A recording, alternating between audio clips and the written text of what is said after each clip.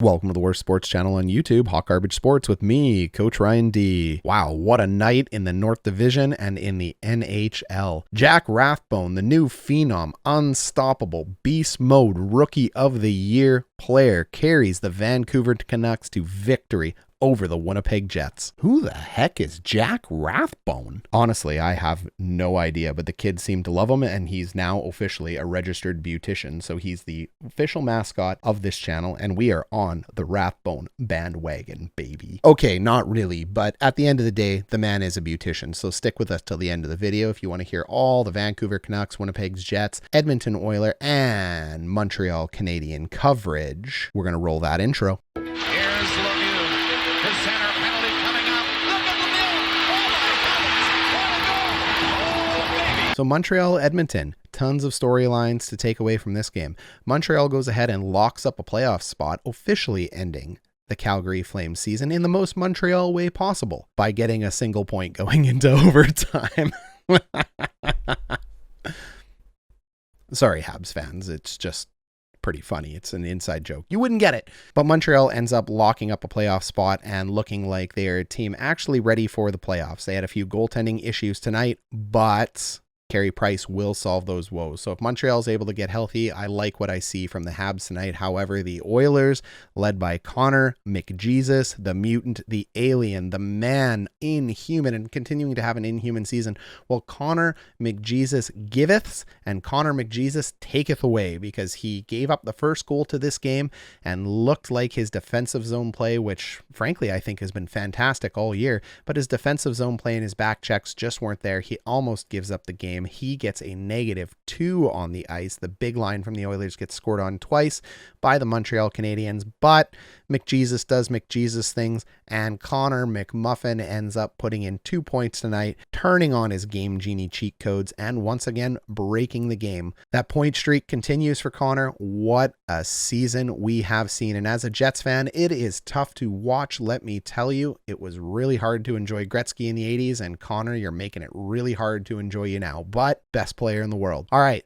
let's get to the Habs and to the Oilers. Goal 1, McDavid, failed back check. Tyson Barrie makes an absolutely horrible pinch, and as an Oilers fan, you don't want to see this. Defense, I've been saying it, do not pinch on 50-50 pucks. These are not the right pucks to pinch in. However, Tyson Barrie makes a pinch with Connor McDavid backing him up. Unfortunately, Connor McDavid decides to go into glide mode, and that glide mode allows Evans to sneak in his first bar down ski. What a goal. Let's take a look at it. Okay, so remember, to all you new to the channel, we cannot show moving clips due to NHL copyright rules, so we have to play with still images. We got to play by the rules of the law. Now, Tyson Barrie is going to pinch in here down to that puck. This is a 50-50 puck. Take a look at this gap. That gap is equal between the Montreal Canadiens and between Tyson Barrie, but he's still going to go, and he's going to go because you got Connor McDavid here supporting, who should end up backing out this way, becoming the stopgap for the defenseman. Unfortunately, on the next still, you're going to see Connor decides to glide, and it costs the Oilers. So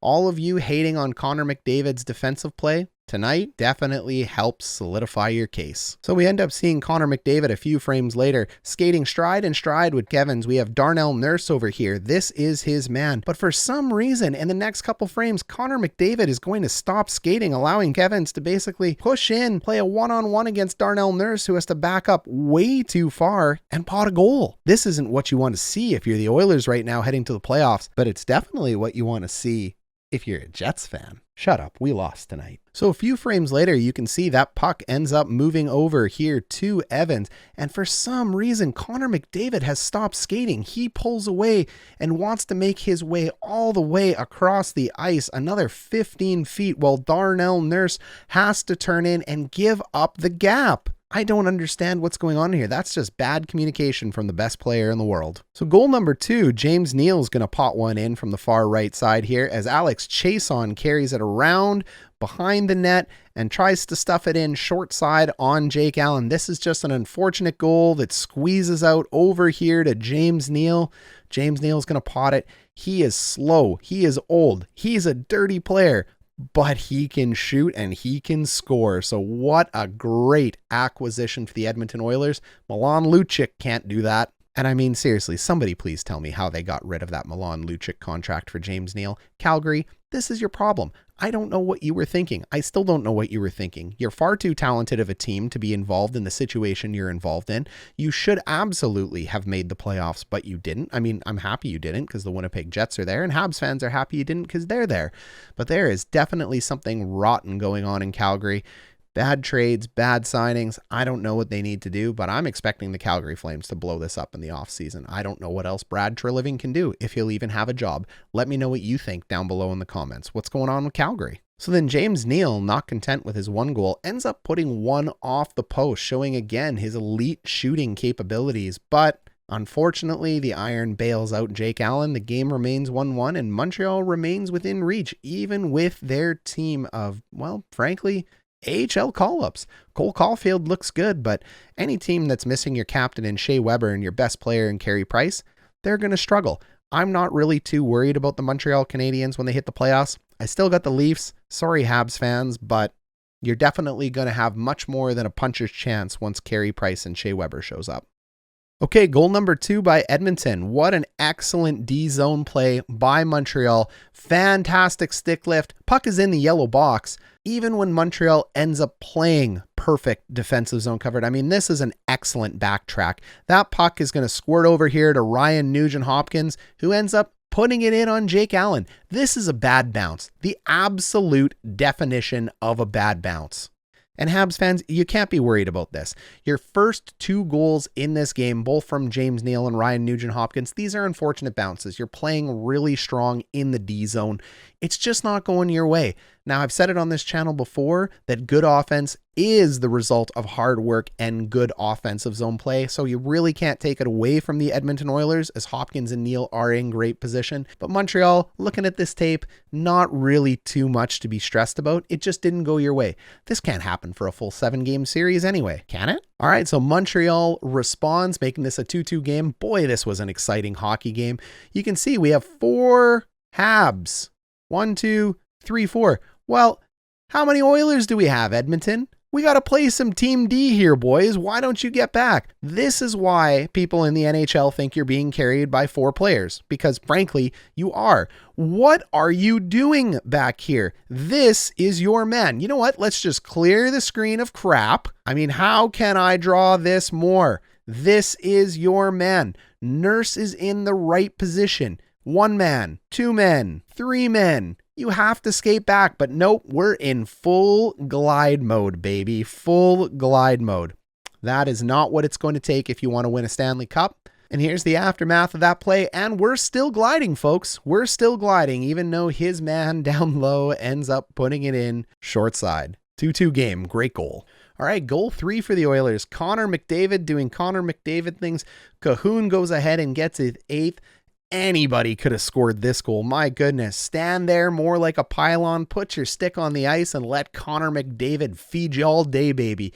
McDavid, bottom left of your screen here with the puck. Cahoon, bottom right of the screen, just gliding in. Montreal defenders in excellent position right here. There's nothing wrong with where our 5 Montreal defenders are. We have puck support. We have the zone contained. We've cut the zone in half. It's everything you want for the Habs except the fact that you're playing the best player in the world. He's going to make a quick J hook this way. He is going to leave the Habs defenders with broken ankles and feed that puck right across to the back door to Calhoun. It's Cahoon, not Calhoun. Seriously, you got to get this right if you want to be taken seriously. Nobody outside Edmonton even knows who this guy is. It's pure dust. Nobody cares. And there it is, an ankle-breaking good time. We can see there is a legit description of 2 ankles being broken by Connor McDavid. Puck is here, carried across there. Cahoon, you don't even need to move. Like, look at this. Stick, puck, goes in. What a goal. McDavid, you're broken. Purely broken. This guy, he can't have a bad game.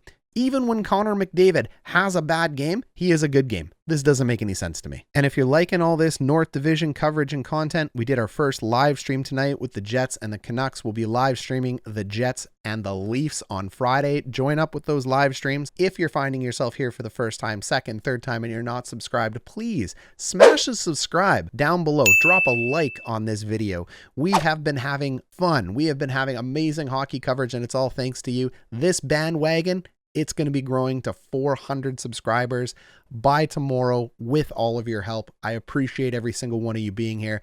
Let's get back to that coverage and finish off this amazing game between the Oilers and Canadiens. Okay, so Letkinen decides he wants to tie this game, and this game has lived up to the billing that we said it was going to be. This would be a fantastic series to see, but we will talk about the series right after we're done our coverage and after we're done making fun of the Edmonton Oilers goaltender for letting in such a bad angle shot, but it gave us one of the best overtimes I've seen in a long time. Puck is here at the bottom right. This is not an angle that should ever go in. All you need to do is stick on your post. There are 1, 2, 3 Edmonton Oilers in the middle of the ice. There are 0 Montreal Canadiens around driving the net. Your best play off this is likely a shot off the pad, hoping that it squirts out to a player over here on the left, but you don't need to do that. You don't need to do that when the goalie's dust, and you can just sneak it in short side, baby. Lock up that playoffs. And then we get into overtime. Chances are traded back and forth, but we get to see Connor McDavid ending the game on the bottom right of your screen here. You can see McDavid even has time to look back, give him a little wink before he goes in to score. Couple frames later, lays it out, top shelf, bar down ski, Connor McDavid with the gross dirty dangle for the dub. Silky mitts up top all day, baby. Look at that hole. Game, set, and match, Oilers. So there you have it, folks. The Edmonton Oilers continue their dominance. How many points is Connor McDavid going to end the season with? Comment down below. Is he going to hit 106, 107? This guy has been going crazy. I believe he's got 1 game left, and it's against the Habs. The Habs have successfully found ways up until the last month to shut down Connor McDavid, but it looks like McDavid has solved the Rubik's Cube that is the Montreal Canadiens. Or is it Carey Price? Habs fans, let me know down low. Carey Price is in this game. Is Connor McDavid getting shut out? This would be a very interesting series to see, but I don't think we're going to get to see it. I think the Oilers are going to end up going through the Jets, and I think the Leafs are likely going to end up going through the Habs. But the Habs definitely have a puncher's chance when Price and Weber return, and the Jets definitely have a puncher's chance if they can figure out how to score. All right, Oilers fans, Habs fans, thanks for checking out my coverage tonight. Check out part 2 of the Jets Canucks takes dropping later tonight. Like, subscribe. We're going to be doing this all through the playoffs. Who you got down below? This has been Coach Ryan D.